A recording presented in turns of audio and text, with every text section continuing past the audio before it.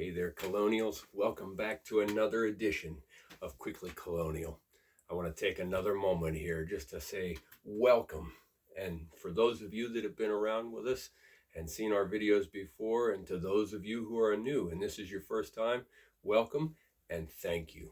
Do me a favor, give us a like and a subscribe, and you'll be able to know when we bring you the next video.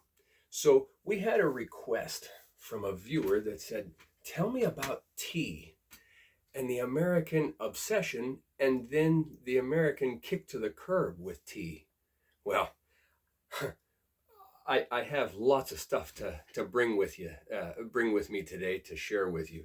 So in the early 1700s, we're talking 1720s, 1730s, tea was only for the upper class.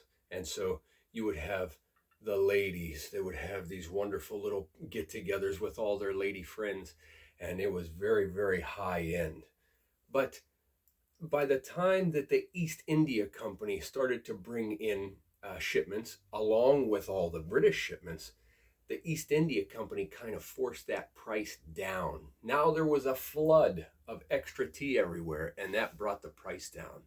And so it was easier for even the common man to have tea. It got to be so popular that they had tea at least twice a day, sometimes more. So we get that very English version. They even kind of deal with it a little bit today with elevensies. And then you would also have tea, especially in the American continent, about 3 o'clock in the afternoon was the typical time for tea. You know, in America, we go coffee and tea, but we're predominantly coffee here in America. With tea, there's a little saying, milk goes with tea, cream goes with coffee. But things were a little bit different. In the morning, whenever you had your morning tea, you didn't put any milk in that tea, but you might put a little bit of sugar. And with that morning tea, you would have toast or some sort of little biscuit or something like that.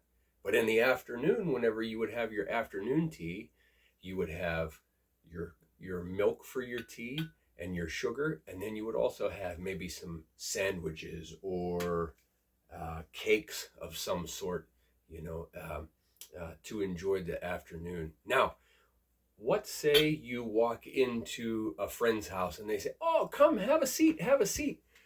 It was, you had to serve tea. If you had visitors, it was tea time, no matter what time of day. But let's say that, you know what, it's a hot day, you've been out in the sun working all day, or you've been riding a horse, or you just want something cold to drink. You don't dare say, "Oh, no tea for me." No, the very nice, gentlemanly way of saying, "No, thank you." You would never say that, but you would simply put your cup upside down and put the spoon on top. And that would tell your host, you know what, no tea for this guy, no tea for this lady. So we've talked about in the afternoon. So by 1767, the Townshend Act hits in. And with the Townshend Act brought a tax on tea. Well, you're never going to know until now. I have something to share with you. The Americans and the price and the tax on tea started an American custom. Only in America did it start here, and that was herbal tea. Once the Townshend Acts came along, they said, you know what, no, it's too heavy, too taxing. We can't have this tea. And so you had some people that said, yeah, keep drinking it, keep drinking it, keep drinking it. But by December 16th, 1773, a very special party happened in Boston. And that was the Boston Tea Party. And they said, you know what, we've had enough. We're not drinking your tea anymore, and we're done with these taxes on the tea. And so a group of men and individuals, they went and they dumped all that tea in the harbor. Now, here's the thing that most people don't talk about. Most people don't know, and it's certainly not taught in schools. There was absolutely no damage other than one cask that was damaged during the Boston Tea Party. Their beef wasn't with the captains of the ships. It wasn't with the tea makers themselves.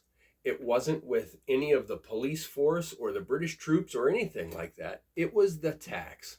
They were upset about the tax coming from the British government.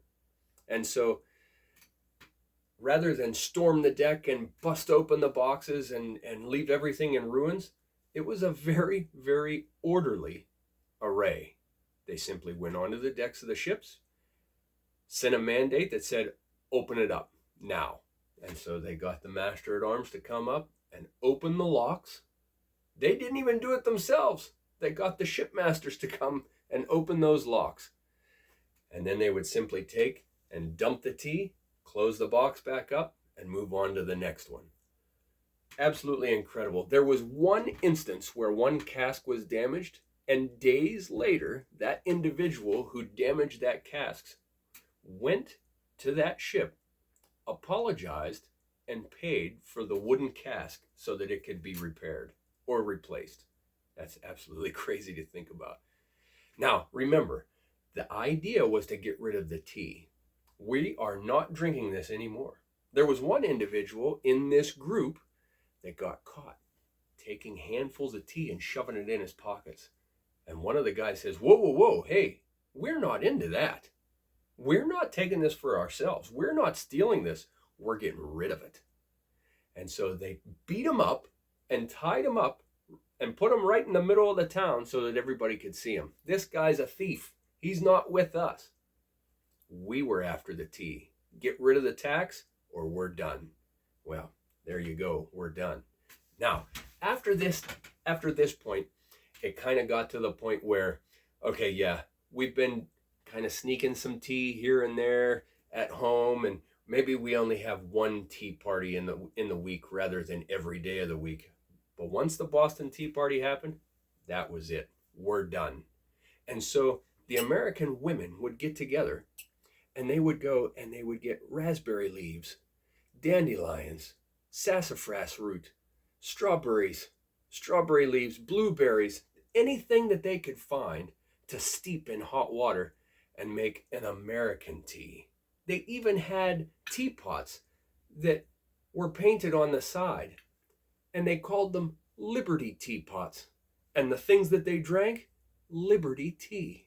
So the whole idea of herbal tea like chamomile and rosehip and any of the ones that we mentioned before, any form of herbal tea is solely an American invention.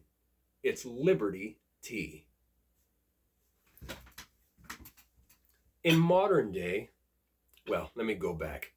In the old days, they would lift the lid and they would take a spoon, a special spoon, and they would put it in there, and then they would pour hot water in and let it steep and put the lid back on. And then they would go over and pour their tea. And can you imagine, every so often, you'd probably get some bits in your mouth. And so this went on for quite a while, up until about the 1800s, the mid-1800s, and that's whenever they started to invent, mostly out of silver, they called them tea eggs or tea balls. Some of them were a clamshell, and they would fit together almost like an Easter egg, where they would snap together. Some were on a chain with almost like a netting. Some looked like an acorn with little holes all through it, so that you could put your loose tea in. You would put your loose tea in there and close it up.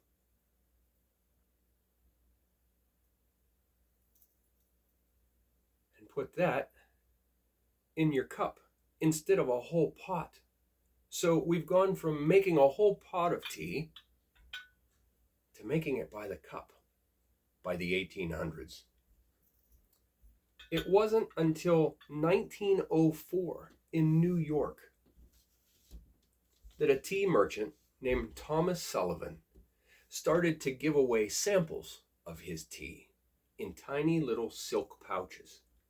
Well, he would send a whole box of these samples to a place that sold his tea so that they could give out these samples to customers.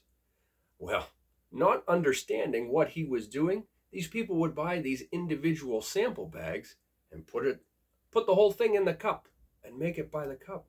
And so this idea caught on by accident of having a tea bag. The original ones were hand sewn. They might be made out of silk and they might be made out of gauze. But then as time started to change and ideas started to change, it went to this thin papery material that we have today.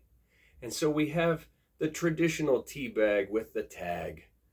And we have the pouch. We've seen those before. And believe it or not, we still today have the tea eggs. Some look different. Some are on the chain like this. Some of them, it looks almost like a pair of pliers and they clamshell together on a spring. But it's the same idea.